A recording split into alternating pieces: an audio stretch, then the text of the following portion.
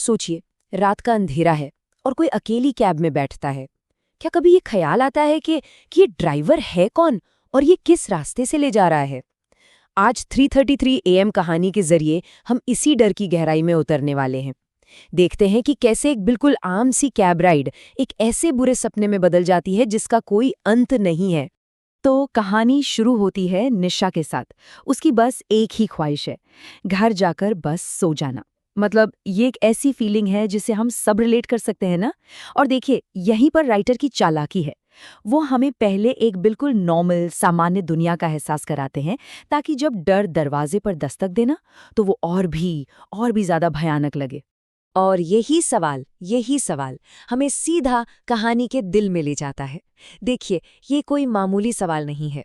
ये हमारे रोजमर्रा के भरोसे पर, हमारे यकीन पर एक सीधी चोट करता है। एक कैब राइड जो कि सेफ होनी चाहिए, अब वही एक अनजाने और खतरनाक सफर की शुरुआत बन जाती है। तुम मिलिए निशा से। 26 साल की हैं, काम से एकदम थकी हुई और बस किसी भी तरह घर पहुंचना चाहती है। वो एक कैब बुक करती है, जैसा वो रोज करती है। सब कुछ बिल्कुल नॉर्मल लगता है, लेकिन आज की रात कुछ भी नॉर्मल नहीं होने वाला। और यहीं पर पहली अजीब चीज होती है।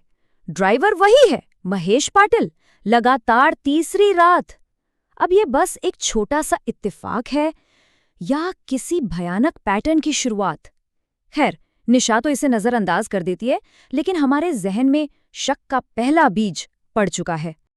अच्छा, तो जैसे ही कैब आगे बढ़ती है ना, शहर की जानी पहचानी गलियां पीछे छूटने लगती हैं। और अब कहानी धीरे धीरे डर को बुनना शुरू करती है। ये वो डर नहीं है जो अचानक से सामने आ जाए, नहीं, ये वो डर है जो धीरे धीरे आपकी सांसों में घुल जाता है। देखिए, यहाँ पर राइटर कितनी चालाकी से एक के बाद एक परेशान करने वाली चीजें सामने लाता है। पहले एक अजीब अनजाना रास्ता, फिर रेडियो पर सालों पुरानी एक न्यूज रिपोर्ट, और फिर वो ही रेस्टोरेंट का साइन बोर्ड, लेकिन इस बार वो जला हुआ है। हर एक घटना निशा के यकीन को थोड़ा थोड़ा करके तोड़ती जाती है और बेचैनी को बढ़ाती जाती है।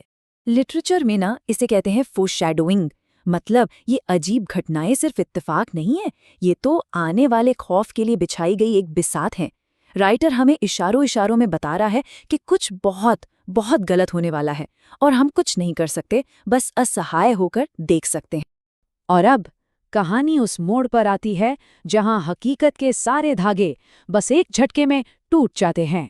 सिर्फ एक फोन कॉल, और इसके बाद कुछ भी पहले जैसा नहीं रहने वाला। ये आवाज है निशा की दोस्त सना की, और जो वो कह रही है वो नामुमकिन है। ये वो पल है जहां निशा के पैरों तले से जमीन खिसक जाती है। क्यों? क्योंकि उसकी हकीकत और दुनिया की हकीकत अब आपस में मेल नहीं खा रही। तो अब हमारे सामने दो अलग अलग हकीकतें हैं। एक तरफ निशा है जो एक भूतिया सफर पर है, और दूसरी तरफ है सना जो उसे अभी भी ऑफिस की गेट पर खड़ा देख रही है। ये आखिर हो कैसे सकता है? बस यहीं से कहानी हमारे दिमाग के साथ खेलना शुरू कर देती है और लॉजिक के सारे दरवाजे बंद हो जाते हैं। और फिर एक एक करके सारे टुकड़े जुड़ने लगते हैं। अचानक से फोन का बंद हो जाना, ऐप की ट्रिप हिस्ट्री में पिछले साल की वही तारीख दिखना, और फिर वो भूली हुई खबर, एक टैक्सी ड्राइवर की मौत की खबर। निशा को अब खौफ के साथ ये एहसास होता है कि उसका ड्राइवर कोई जिंदा इंसान है ही नहीं। अब कहानी अपने सबसे भयानक मोड़ पर है।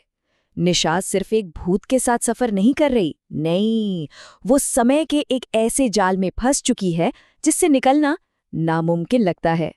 अंधेरे में सड़क पर अचानक एक पुलिस चेकपोस्ट दिखाई देता है, और फिर पलक झपकते ही हवा में गायब। ये सीन इस बात का पक्का सबूत है कि निशा अब हमारी दुनिया में नहीं है। यहाँ हकीकत के नियम काम नहीं करते। और फिर घड़ी 3:33 पर जम जाती है। समय का रुक जाना इस बात का प्रतीक है कि निशा अब नॉर्मल दुनिया से पूरी तरह कट चुकी है। वो एक ऐसे जाल में है जिससे बचना लगभग नामुमकिन है। और यहीं पर ड्राइवर महेश अपनी दर्दनाक कहानी बताता है। वो एक ऐसी आत्मा है जो अपनी मौत के उन आखिरी पलों को बार बार लगातार जीने के लिए मजबूर है।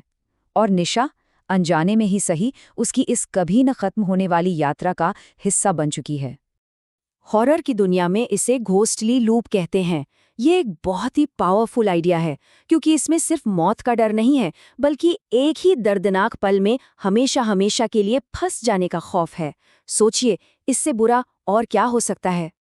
अब कहानी अपने अंत की तरफ बढ़ रही है, लेकिन राइटर हमें एक झूठी उम्मीद की किरण दिखाता है। और ऐसा क्यों? ताकि जब असली अंत सामने आए ना, तो उसकी चोट और भी गहरी लगे। अचानक निशा की आंख खुलती है। वो ऑफिस के बाहर एक बेंच पर है। उसकी दोस्त सना उसके पास है। उसका फोन भी ठीक काम कर रहा है। तो क्या वो सब बस एक भयानक सपना था? एक पल के लिए तो उसे राहत की सांस आती है। हर एक डरावनी चीज का एक लॉजिकल जवाब मिलता दिख रहा है। कैब? अरे वो तो कभी बुक ही नहीं हुई थी। फोन की बैटरी भी फुल है और घड़ी में भी अभी 3:33 नहीं बजे हैं।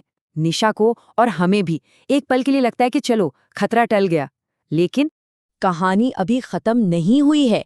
यहीं पर राइटर अपना आखिरी और सबसे डरावना पत्ता चलता है। एक ऐसा ट्विस्ट जो सब कुछ बदल देगा। और ये है कहानी का फाइनल, दिल दहला देने वाला ट्विस्ट। निशा के फोन की गैलरी में एक नई तस्वीर। Time stamp 3:33। और उस तस्वीर में ड्राइवर की सीट तो खाली है, लेकिन रियर व्यू मिरर से झांक रहा है महेश का मुस्कुराता हुआ चेहरा। वो सपना नहीं था, वो सब सच था। और कहानी हमें इसी बेचैन कर देने वाले सवाल के साथ छोड़ जाती है। ये वो डर है जो कहानी खत्म होने के बाद भी पीछा नहीं छोड़ता। क्या पता अगली बार किसी सुनसान सड़क पर कैब का इंतजार करते हुए महेश का वो चेहरा एक बार फिर याद आ जाए।